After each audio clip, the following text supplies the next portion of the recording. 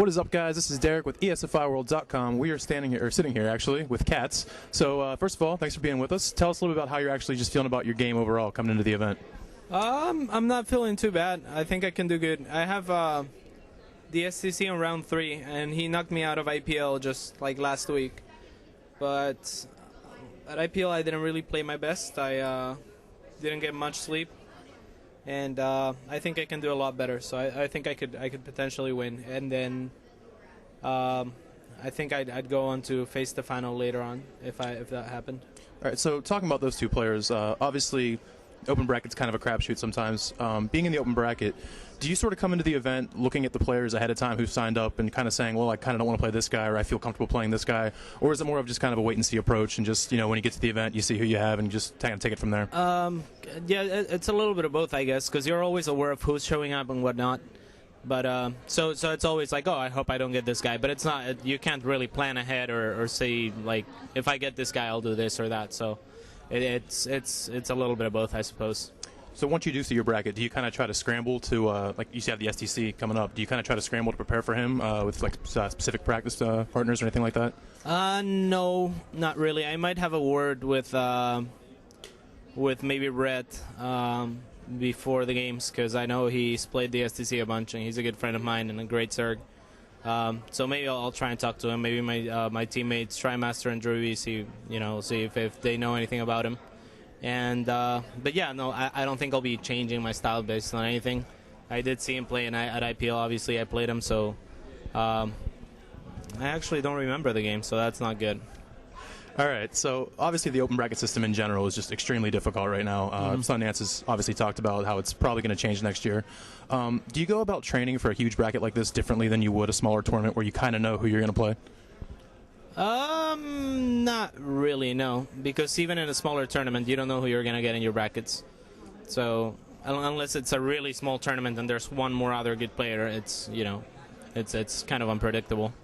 Is there anything in particular you'd like to see implemented for MLG next year to kind of create a more balanced system for both the open bracket and getting in and out of pool play, things like that? Yeah, absolutely. I think pool play is just ridiculous. Has been since the start of the year. It's really hard to drop out. It's really hard to get in. So, yeah, I would definitely love to see changes for next year so that you come into the event knowing that you stand a better chance than you do right now. Because right now it's incredibly hard. Like, as I said, I got the STC, then Stefano, and then if I manage to beat everyone, I still have pool play, so. Is there anything in particular you'd like to see implemented, or you just, as long as it kind of makes it easier? Yeah, as long as it makes it easier, I haven't thought about it or sat down. I just hate the system. All right, moving on to your team, Complexity. So obviously you guys are partnered with MVP now. Does that have a direct impact on you guys who aren't in Korea? And can you talk about if anything has changed, and if what, how it's changed since the partnership's begun? No, we don't get a lot of practice with them at all. I mean, I'm friends with a few of them, with the coach, Coach Choi. Shout out to him. Shout out to DRG. DRG is a great guy, a funny guy, and a friend of mine. But otherwise, I mean, Drury did get the chance to go to Korea, so I'm sure he knows them all a little bit better. But yeah, we don't really get to practice with them. It's nice to have them around, though, and it's nice to have a partnership with them, where we can root for them and they can root for us, and it's nice. So you just talked about Druby going over to Korea. You also just picked up Naniwa, who's obviously in Korea as well. Do you see more international Complexity players traveling to Korea? And would you ever think you might see one of the Korean players actually traveling here to train with you guys as well, maybe for a tournament or anything like that? Yeah, absolutely. I think that for that to be the case, you would need like a training facility as far as Koreans coming here. Otherwise, yeah, definitely. We have the options open, and Complexity is really nice, and so is MVP, and they want us to go and train there and get better and improve our game. So it's definitely an option for me in the future. I know it's an option for, say, TriMaster and whoever else wants to go. All right, so you just spoke about how you don't really have a set training facility in the States or anything like that. Can you talk a little about how your team does practice, sort of the training regimen? Do you guys have set schedules and practice partners, or is it more of just kind of play as much as you can with the best players that you can? Yeah, pretty much. I mean, we all have different practice partners. I like to play a lot with Rain, for example, when he was around. But I also practice a lot with my teammates, so it's kind of a mix, I suppose. It's like you practice in your own time with whoever, and then we have a channel on Skype where everyone is always just hanging around. So whenever you want to practice with your teammates or any specific matchup, that's nice to have. And I play a lot with Druvy, with TriMaster, sometimes with Rice, RSVP. So it's nice. All right, so in Root, you were kind of looked at as fulfilling a little bit of a mentor role to certain players. First of all, would you say that's an accurate assessment? What? Like you were kind of a mentor role to certain players, like up-and-coming players. You kind of helped them out along the way to becoming better players. Would you say that's accurate? Certain people have said that you kind of mentored players like QXC and Sheth as they were coming up. I'm not sure if mentoring is the right word, but I do take a lot of pride in scouting for talent, and I think I did a pretty good job with Root. So everyone before joining Root wasn't known. I can't take credit for how good they are, though. Right. However, I am very proud that the choices I made and the people that I chose to join Root became what they became. Obviously, having practice partners on a similar level helped a lot. But Root would have been like, we could have and might have had like Select and Huck if in slighter different situations. Very few people know, like, Huck wanted to join Root, and then Sheth didn't like him at first. Then they became great friends, but, like, since Sheth didn't like him, we were like, okay, fuck you, Huck. But, yeah, same thing with Select. Drewy actually did mentor Select for a while, or at least, trained with him, and I first found Select when we played in a NA Dota tournament or something like that. He used to be a Dota player. So I played him in a tournament, and I was like, wow, this guy has like ridiculous mechanics, but his build sucks shit.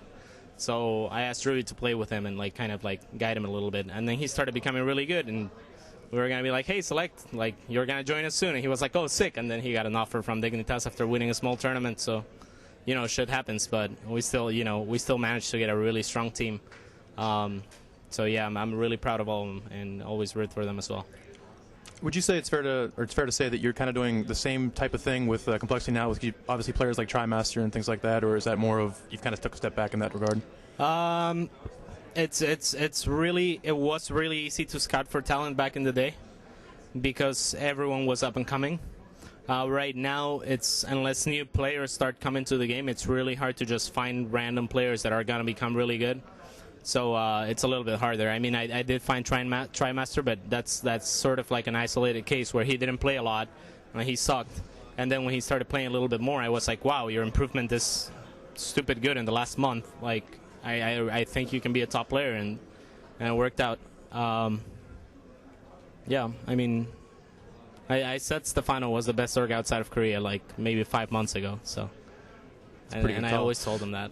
After he won IPL, I was outside and I was like, good job. And he was like, he hugged me. He was like, thank you for believing in me. And it felt really good. All right, so speaking a little bit about earlier, you mentioned MVP's coach and as well as the quick improvement of TriMaster. Mm-hmm. Eventually, if you guys do get a facility in the U.S. or anywhere like that, do you think it's going to be necessary to have a coach like Korean teams have in order to reach that same level that they do? No, I don't think so. I don't think coaches in StarCraft 2 are as important as they were in StarCraft 1. I think just having a resume that practice hours and such, and eating somewhat healthy, and maybe just having a clear mind and clear schedules. So I think that would do.